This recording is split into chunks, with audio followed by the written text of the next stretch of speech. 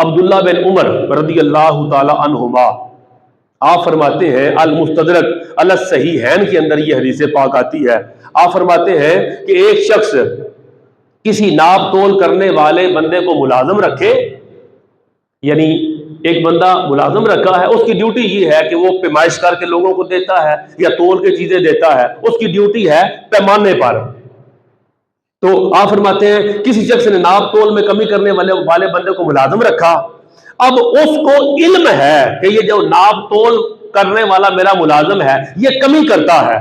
پیمائش میں کمی کرتا ہے یا تولنے میں وزن کرنے میں کمی کرتا ہے۔ ابن عمر فاروق کے صاحبزادے رضی اللہ تعالیٰ عنہ آپ فرماتے ہیں تو اس ملازم کا گناہ بھی اس کے اوپر ہے جس نے اسے ملازم رکھا ہوا ہے اور اس کے علم میں ہے کہ یہ بندہ ناپ تول میں کمی کرتا ہے لیکن یہ بندہ اس کو روکتا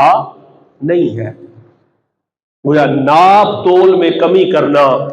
پیمائش کرنے میں اور وزن کرنے میں کمی کرنا یہ کبیرہ گناہ ہے جس سے حضور صلی اللہ تعالی علیہ وسلم نے بھی منع فرمایا اور اللہ کے قرآن نے بھی اس سے متعلق پورا حکم وعید کا نازل فرمایا۔